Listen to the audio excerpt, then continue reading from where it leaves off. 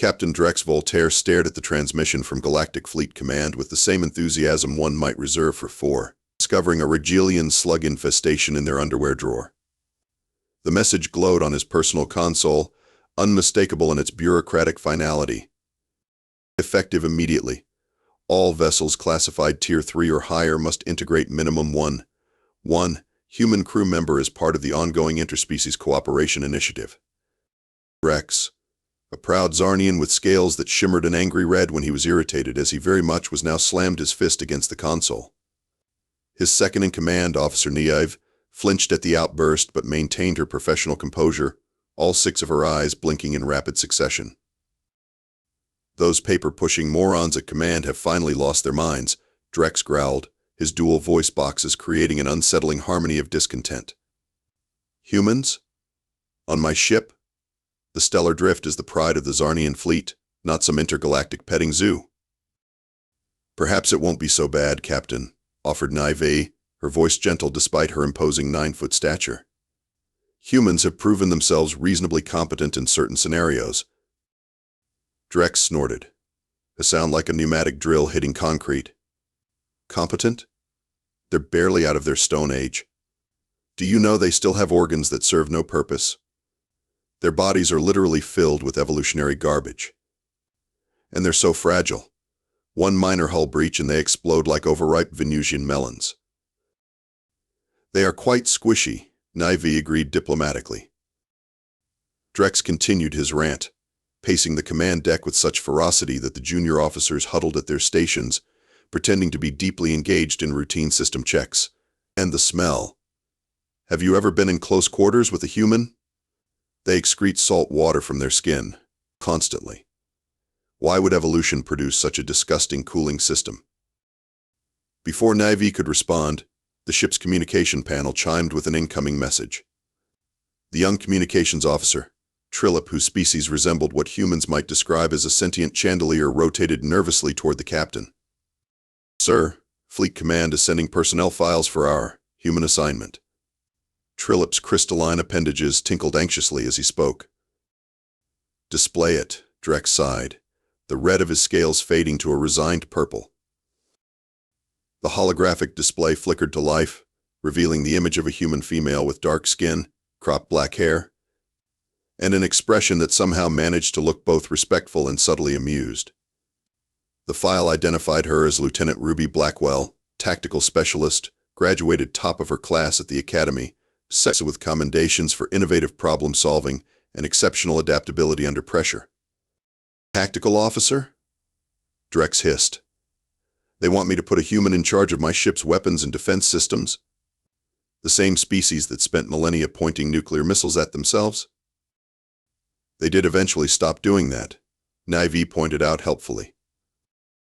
"Only because they found bigger things to blow up in space," Drex retorted. He skimmed the rest of the file, his dismay growing with every word. "It says here she's arriving tomorrow on the supply shuttle. That gives us less than 24 hours to prepare the crew for this disruption." "I'll arrange for appropriate quarters to be prepared," Niamh said. "I believe humans require softer sleeping surfaces and specific atmospheric conditions. And separate waste extraction facilities," Drex added with disgust. "Make sure the environmental controls in her quarters are calibrated for their bizarre temperature requirements. The last thing we need is a heat-stressed human making even worse decisions than they normally do." As Niamh departed to make arrangements, Drex slumped into his command chair, his scales now a deep, worried blue. The stellar drift was scheduled for a delicate diplomatic mission to Proxima Station in just 3 days. Adding an unpredictable human to his meticulously trained crew felt like introducing a random number generator into a precision navigational algorithm. He pulled up the ship's crew manifest, 43 individuals representing 18 different species, each selected for their specific skills and compatibility with the ship's mission. And now Lieutenant Ruby Blackwell, human, would be joining them, disrupting the careful balance he'd cultivated over years of command. Captain Trillip called timidly from his station. "The crew is asking questions about the human." Drex straightened in his chair. "Tell them we're receiving a temporary tactical consultant as per fleet regulations." Emphasize temporary. and remind them that professional conduct is expected at all times. But even as he gave the order, he knew his crew would be apprehensive. Most had never worked closely with humans before, and those who had often came away with bizarre stories about their unpredictable behaviors and peculiar biological quirks. Tomorrow, Lieutenant Ruby Blackwell would board his ship, and Drex had the sinking feeling that nothing on the stellar drift would ever be quite the same again.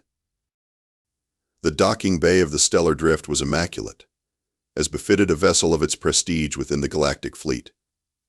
Captain Drex stood rigidly at attention, flanked by Officer Nivy and Chief Engineer Kraz, a mechanoid whose body resembled an elegant fusion of insect and vintage Earth automobile, but all gleaming copper appendages and whirring gears. They had assembled to welcome, or more accurately, to formally receive their new human tactical officer. The supply shuttle's airlock cycled with a pneumatic hiss, and Lieutenant Ruby Blackwell stepped aboard the stellar drift. She was shorter than Drex had anticipated, barely reaching his chest, which immediately made him feel irrationally superior. That feeling evaporated when she grinned at him, a disarmingly genuine expression that violated at least 3 Zarnian protocols regarding appropriate subordinate behavior. "Captain Voltaire," she said, snapping a crisp salute. "Lieutenant Ruby Blackwell reporting for duty. Though you probably already knew that, unless there are other humans being forcibly integrated into your crew today." Drex's scales flickered briefly to orange, a sign of surprise at her directness. "Lieutenant, welcome aboard the stellar drift. This is my second-in-command, Officer Naive, and Chief Engineer Kraz." Ruby nodded respectfully to each of them, then turned and gestured toward the shuttle bay. "My gear should be coming through momentarily. I tried to pack light, but you know how it is." None of them did know how it was, and their confusion only deepened when the shuttle's cargo door opened to reveal what appeared to be enough containers to supply a small planetary outpost. "That's light?" Kraz asked, his voice box producing a sound like a confused trombone. "Well, yeah, just the essentials.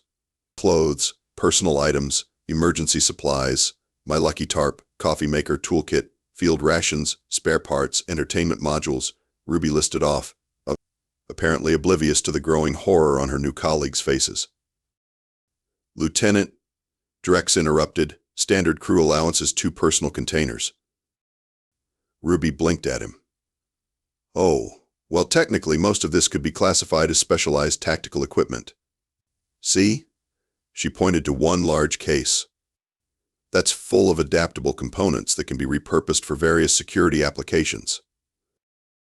"You mean it's a box of random junk," Drex said flatly. "One person's junk is another person's life-saving improvised explosive device," Ruby replied cheerfully. "But I can store whatever doesn't fit in my quarters in one of the cargo bays. I'm flexible." Before Drex could object further, Ruby had already instructed the loading drones to begin transporting her essential items. He made a mental note to inspect everything before it was distributed throughout his ship.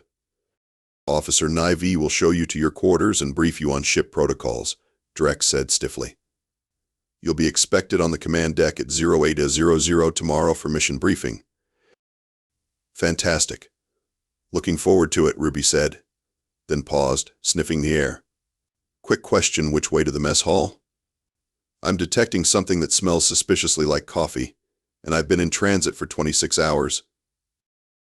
Humans require frequent caffeine infusions," Navy explained to Drex, as if he had asked. "It's a mild neurotoxin that helps them function." "A neurotoxin," Drex repeated, eyeing Ruby with renewed concern. "You intentionally consume neurotoxins?" Ruby shrugged. "It's either that or sleep. And who has time for sleep?" "All sentient beings require sleep cycles," Kraz observed. "Sure, in theory," Ruby agreed. "But with enough coffee, theory becomes more of a suggestion than a rule."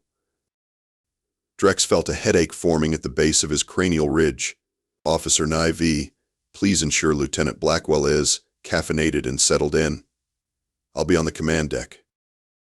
As he departed, he heard Ruby asking Nive about upgrading the environmental controls in her quarters, because the standard humidity settings made her hair do weird things. Drex wondered, not for the first time, how such an illogical species had managed to achieve interstellar travel without accidentally blowing themselves up in the process. By the next morning, Drex had received no fewer than 12 reports of Ruby improving various systems around the ship. She had modified the shower in her quarters to produce actual water instead of the more efficient sonic cleaning pulse. She had adjusted the lighting in her work area to what she called less murdery fluorescent vibes. And most alarmingly, she had somehow gained access to the mess hall's nutrition synthesizers and programmed them to produce something called decent espresso, a modification that had already created a line of curious crew members wanting to try the bitter human beverage. When Ruby arrived for the mission briefing precisely on time, which was the only protocol she'd managed to follow so far, she was clutching a steaming mug of black liquid and looked disconcertingly energetic. "Good morning, Captain. Beautiful day in space, isn't it?" "Always is when the cosmic radiation isn't trying to mutate your cells," she said, taking a seat at the briefing table. The other senior officers exchanged glances, clearly unsure whether they were supposed to respond to this bizarre greeting. Drex cleared his throat. "As you all know, we are en route to Proxima Station for a high-priority diplomatic mission. The Viridians and the Nexus Coalition have agreed to peace talks after 3 decades of conflict. Our role is to provide neutral ground for these negotiations aboard the stellar drift." Question, Ruby interjected, raising her hand like a schoolchild. "Why us? Wouldn't a dedicated diplomatic vessel make more sense?" "The Viridians requested a military presence as a show of seriousness," Drex explained, annoyed at the interruption. "The stellar drift's reputation as both a powerful deterrent and a symbol of Galactic Fleet neutrality makes us ideal mediators." "Ha," Ruby said, taking a sip of her coffee. "Seems like a potential tactical nightmare to me. We're inviting 2 hostile parties aboard with minimal security screening, given diplomatic protocols. What happens if one side decides to use this opportunity to eliminate the other's leadership?" Drex felt his scales shifting to an irritated crimson. "We follow standard security procedure Alpha 7 for diplomatic engagements. It has been effective in 99.4% of all previous negotiations." "And the other 0.6%? Ruby asked. "Resulted in acceptable casualties given the high-risk nature of the scenarios," Drex replied stiffly. "Acceptable to whom?" Ruby muttered, but dropped the subject when Drex glared at her. As the briefing continued, Ruby offered several unorthodox suggestions for enhancing security, each one more outlandish than the last. She proposed everything from randomized artificial gravity fluctuations in strategic corridors to what she called Home Alone-style booby traps that aren't technically weapons and therefore don't violate the diplomatic weapons ban. By the end of the briefing, Drex had dismissed virtually all of her suggestions, opting instead for the by-the-book approach that had served the Galactic Fleet reliably for centuries.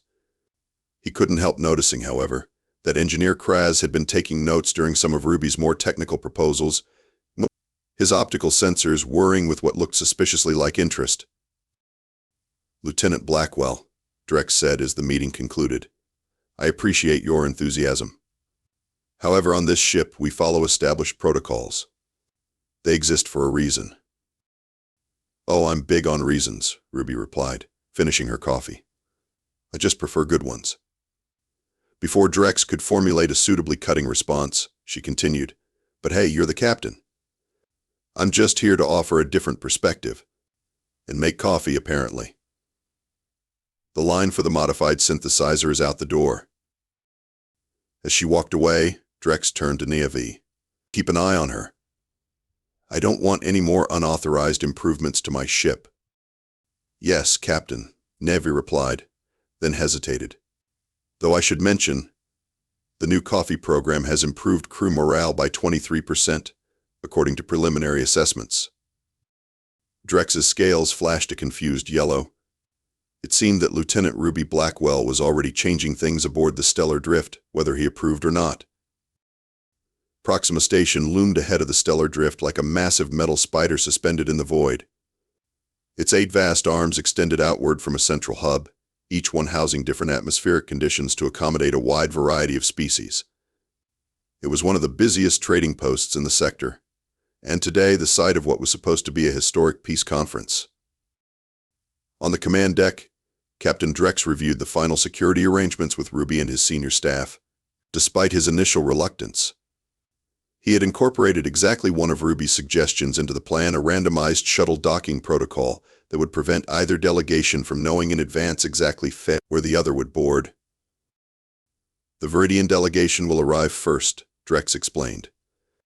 They'll be escorted to Conference Room A.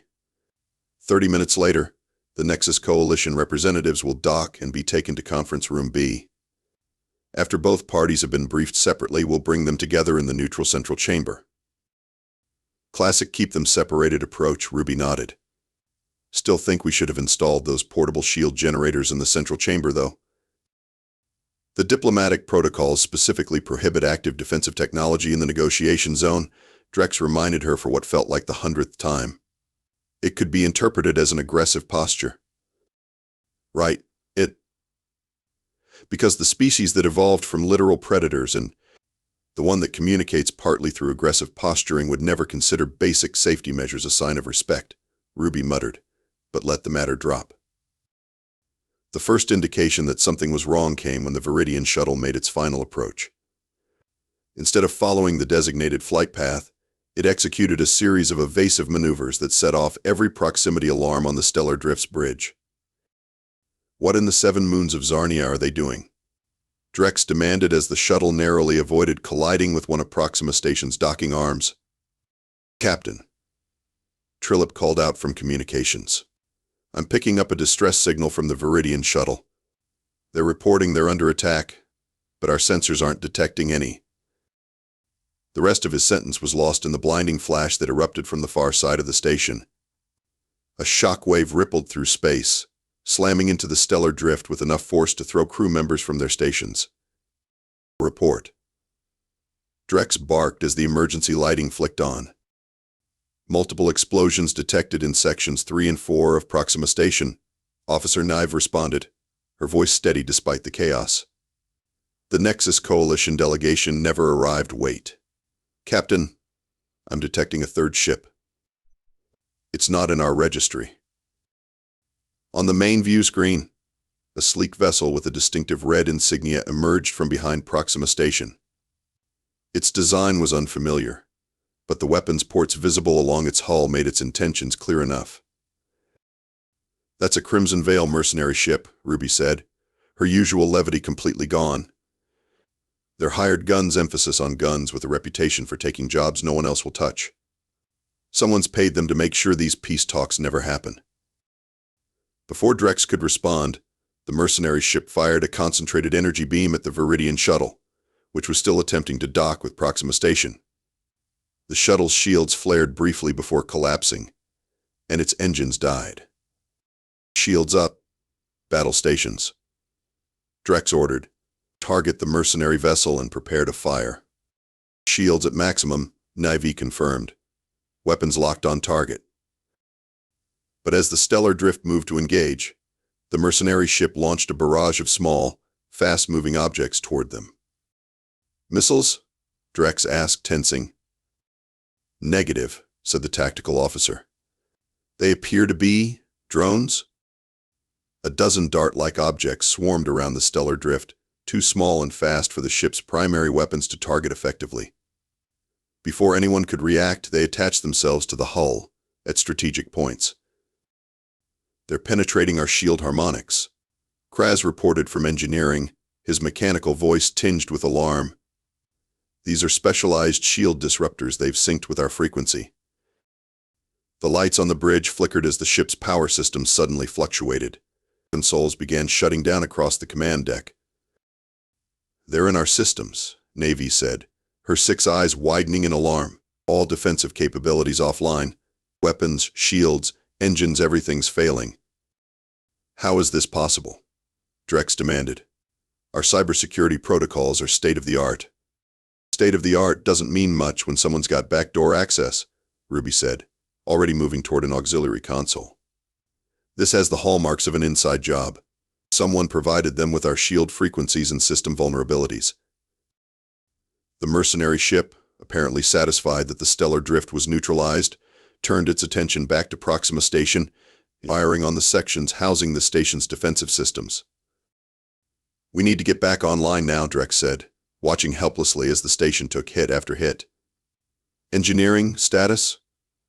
Main systems compromised, Kraz replied, attempting to reboot from secure backups, but it will take at least 30 minutes.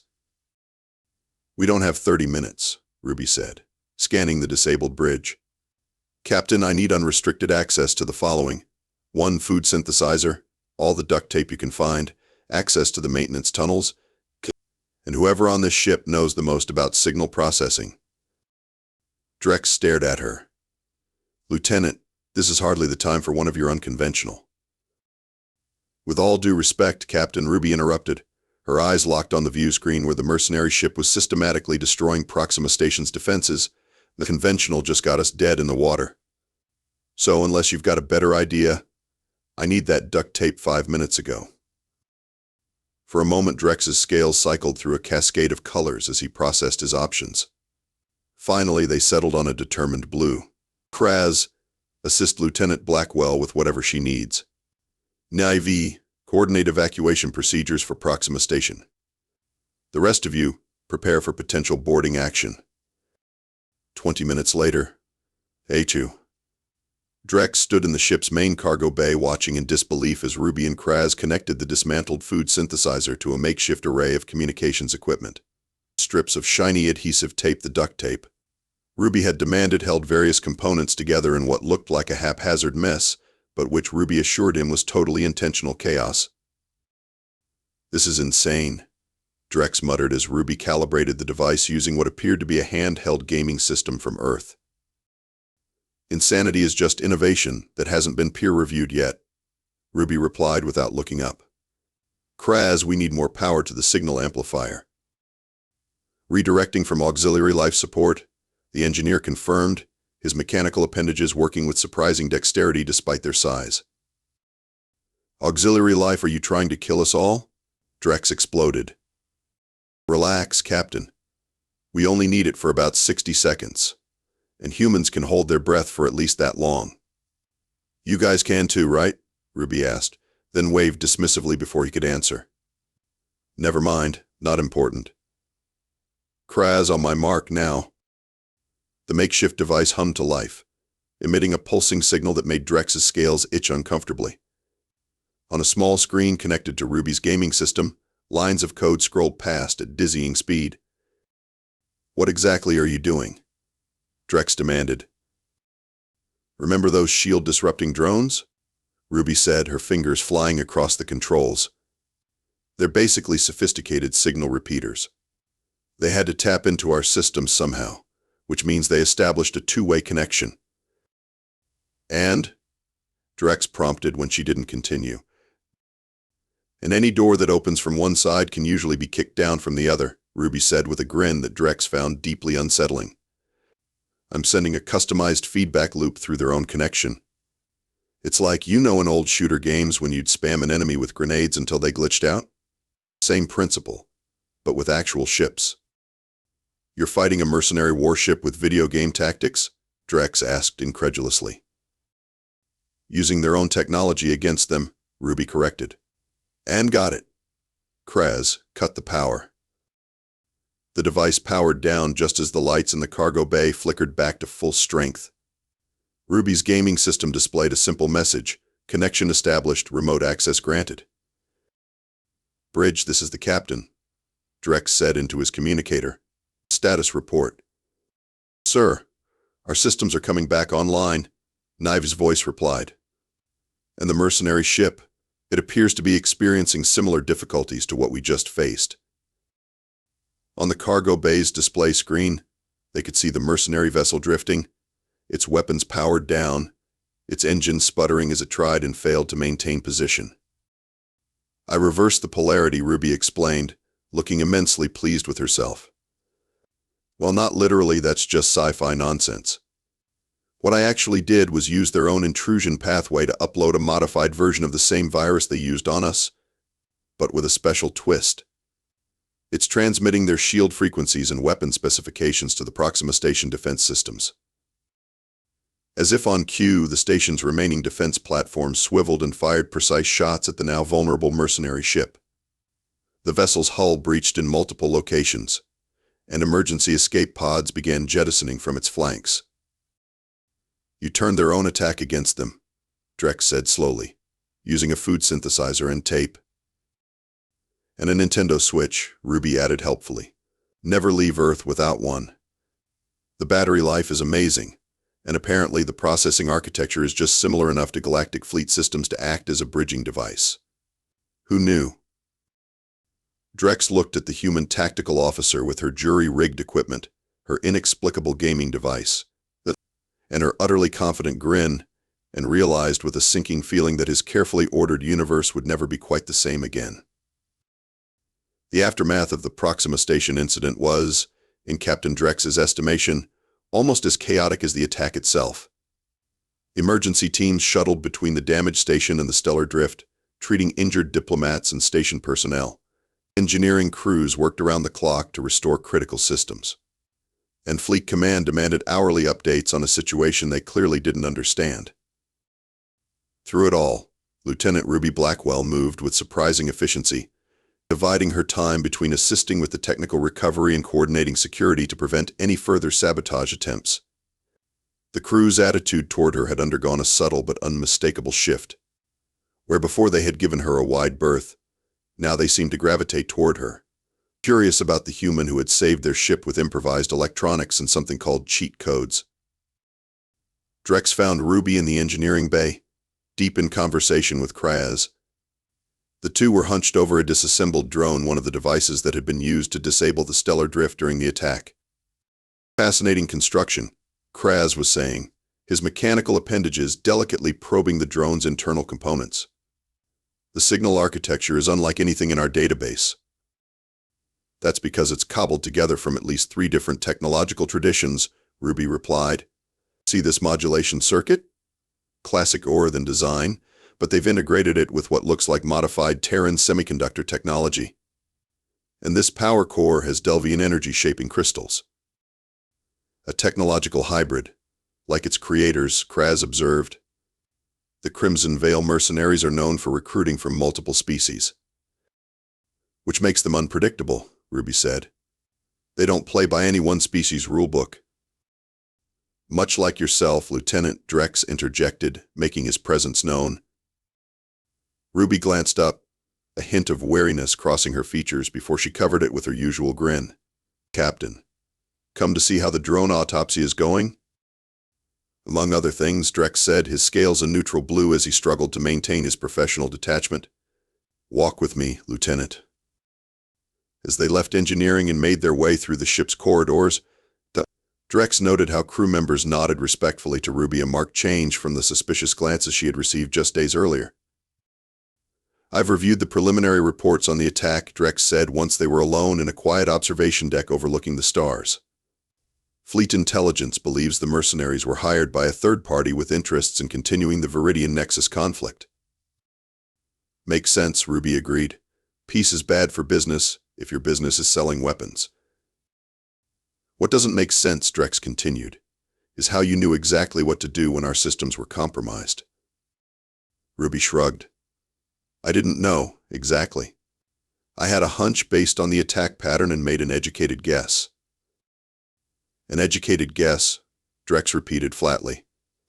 "You risked the lives of everyone on this ship on an educated guess, as opposed to sitting there helplessly while we got blown to bits." Ruby countered.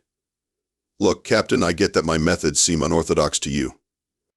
But humans have a long history of turning disadvantages into advantages. By jury-rigging food synthesizers? By adapting." Ruby turned to face the viewport, staring out at the stars. "Humans evolved on a death world, Captain. Most people don't realize that. Earth looks pretty in pictures, but it's a planet that has tried to kill us in more ways than I can count. Predators, diseases, natural disasters, extreme climates, you name it, we've survived it. Any species evolve in harsh environments," Drex pointed out. "Sure, but most specialize. They develop specific adaptations for specific threats." Ruby turned back to him, her expression uncharacteristically serious. "Humans? We're generalists. We're not the strongest, fastest, or smartest. We can't breathe underwater or fly or withstand radiation. But we can figure out ways to do all those things using whatever tools are available. Even gaming devices and adhesive tape, Drex said, his tone less skeptical than before. Especially those, Ruby smiled. Our greatest evolutionary advantage isn't physical at all, it's our ability to look at something designed for one purpose and reimagine it for another. That food synthesizer was never meant to be a computer interface, but in that moment, it had components we needed. Drex was silent for a long moment, his scales shifting through thoughtful shades of purple and blue. This adaptability you describe, it's both impressive and deeply concerning. Yeah, that tracks with how most species see us, Ruby nodded.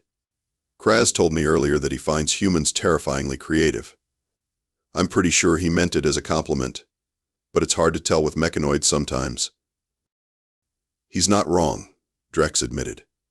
Your solution to the drone attack was effective, but it violated at least 17 fleet protocols regarding approved emergency procedures.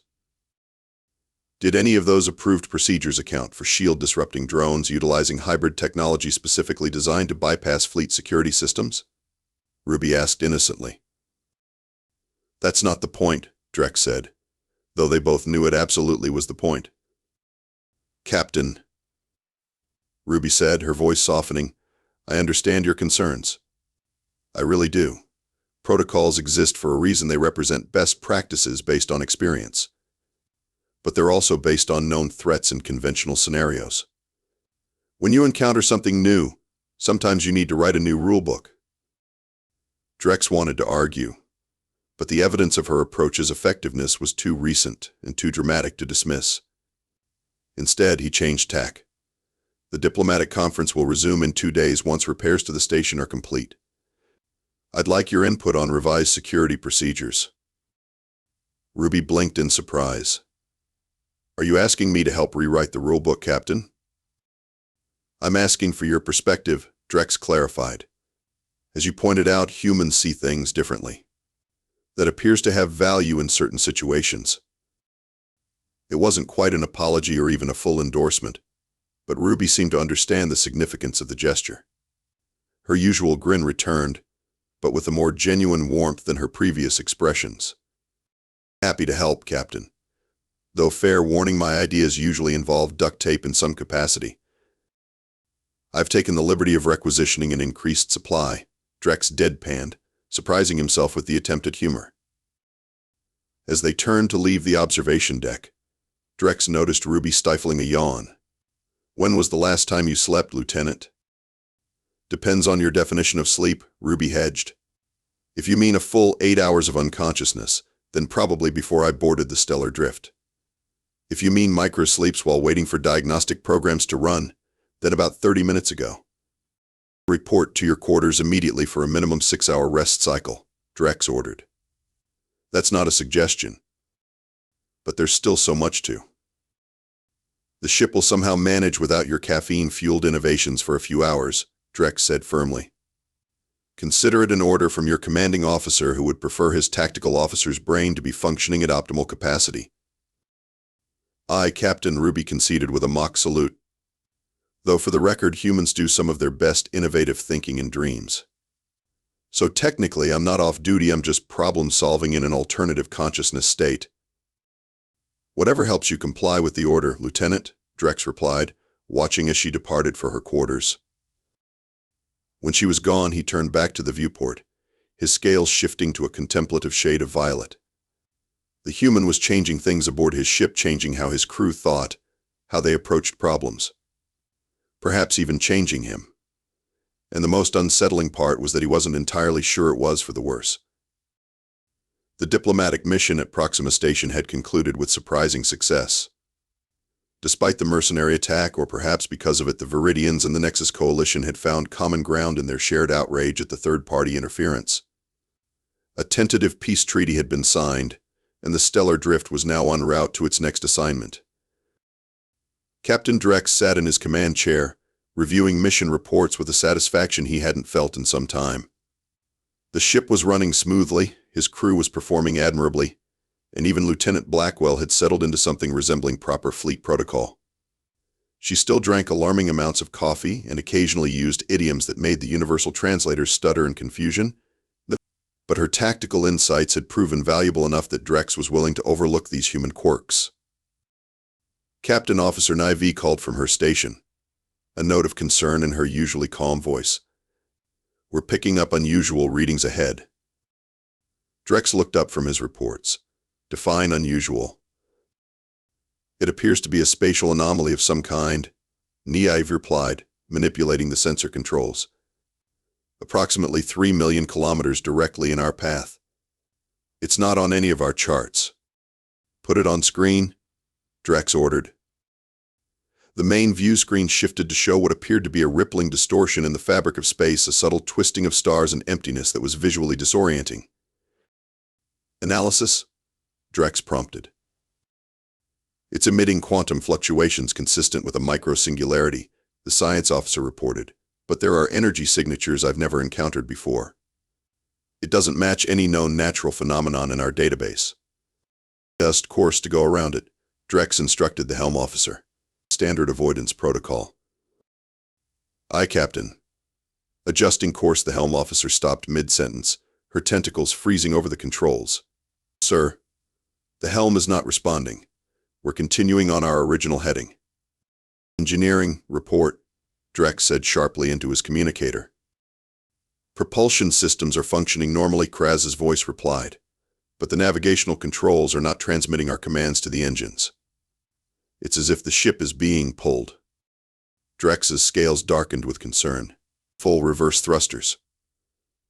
"Emergency protocols." The ship shuddered as the engines strained against the invisible force drawing them toward the anomaly.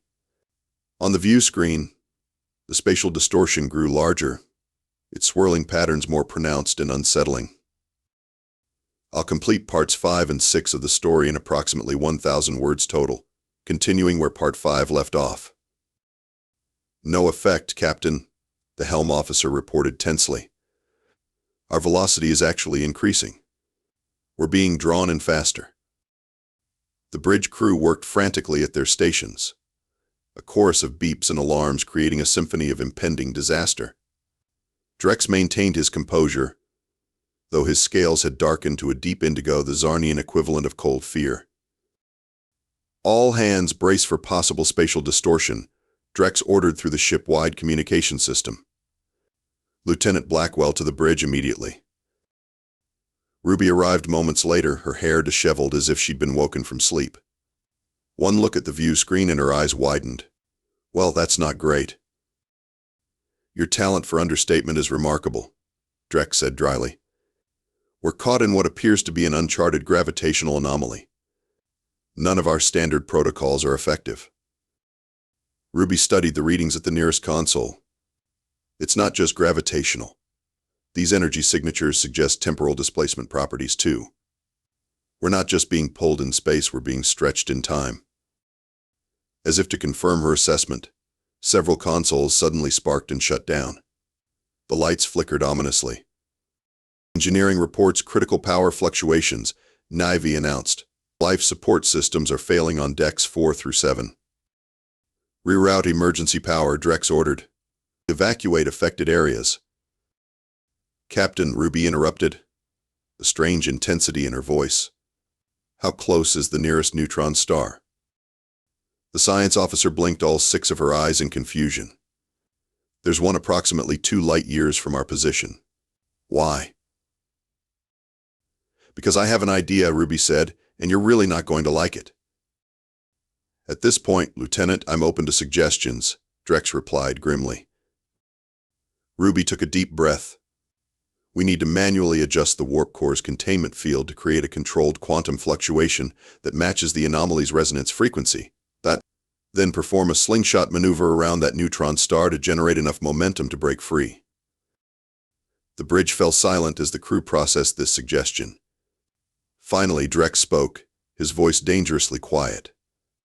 "You're proposing we deliberately destabilize our warp core, the most volatile energy source on this ship, while simultaneously executing a high-precision maneuver that no ship in fleet history has ever attempted?" "Yes," Ruby nodded. "That's exactly what I'm proposing." It's suicide, the science officer protested. It's our only shot, Ruby countered. The anomaly is creating a quantum entanglement effect with our warp field. We can't break free conventionally because we're already part of the phenomenon. We need to use that connection against it. Even if such a maneuver were theoretically possible, Drex argued, our navigation systems can't function while we're caught in the anomaly. They can't, Ruby agreed, but I can. She tapped her temple. Human spatial awareness. Our brains evolved to track moving objects across three-dimensional space while compensating for our own motion. It's how our ancestors hunted. I can manually pilot us through. The ship lurched violently, throwing several crew members from their stations. Warning lights bathed the bridge in an ominous red glow. Hull integrity at 63% and falling, Navy reported. At current deterioration rate, catastrophic failure in 17 minutes. Drex looked from the terrifying anomaly on the view screen to the human standing before him, suggesting an impossible plan with complete confidence. His scales cycled through colors of doubt, fear, and finally resignation. Engineer Kraz, he said into his communicator, prepare the warp core for manual adjustment under Lieutenant Blackwell's direction.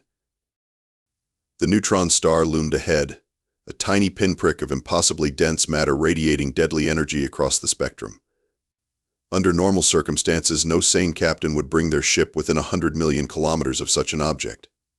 Today, Captain Drex had authorized a course that would take them to within 50,000 kilometers, close enough that the immense gravitational field would bend not just light but space-time itself around the stellar drift. In engineering, Ruby worked alongside Kraz, her hands steady despite the ship's continuous shuddering. The warp core pulsed with unstable energy as they carefully modified its containment protocols.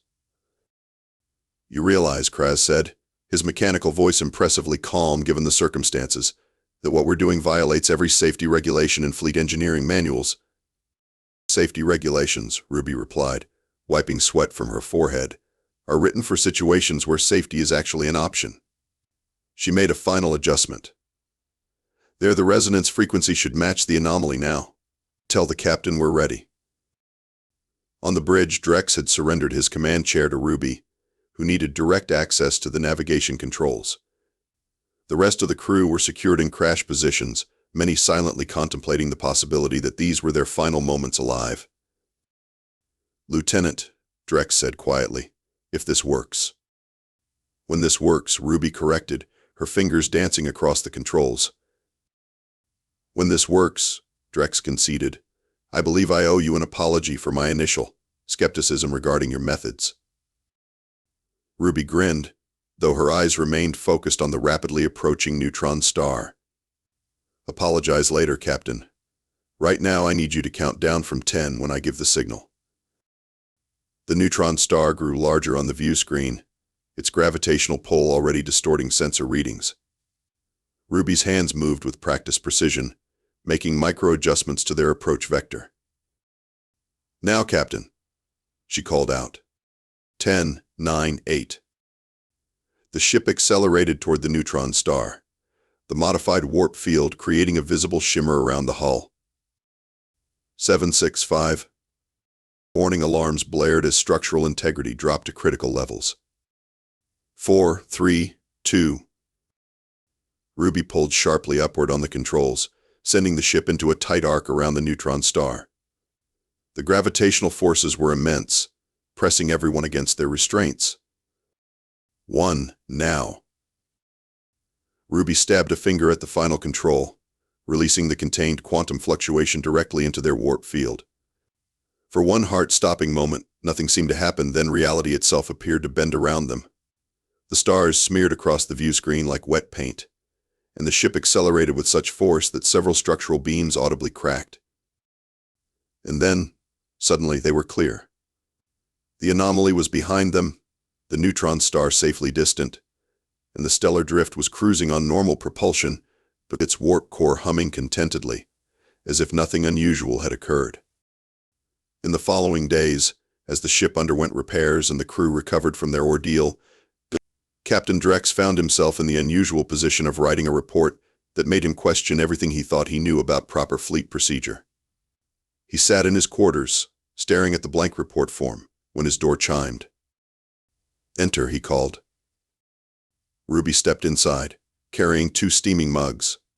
"Thought you might need this," she said, placing one before him. "It's not coffee, it's a Zarnian stimulant tea. Figured you might prefer it." Drex accepted the gesture with a nod. "I've received 17 requests from other captains in the fleet," he said without preamble, all asking how they might acquire a human crew member of their own. Ruby laughed. "And what are you telling them?" "That they should be careful what they wish for," Drex replied, but his scales shifted to a warm amber that indicated amusement. "I'm also recommending to Fleet Command that human integration be accelerated, with appropriate accommodations for your species' unique approach to problem solving." "Meaning what, exactly?" "Meaning," Drex said, "that perhaps not all ships need to store their duct tape in secured engineering lockers." As he finished his report that evening, Drex included one final recommendation: hazard pay increases for all non-human crew members serving alongside these brilliant, unpredictable, terrifying primates called humans. It seemed only fair, considering what they'd be putting up with.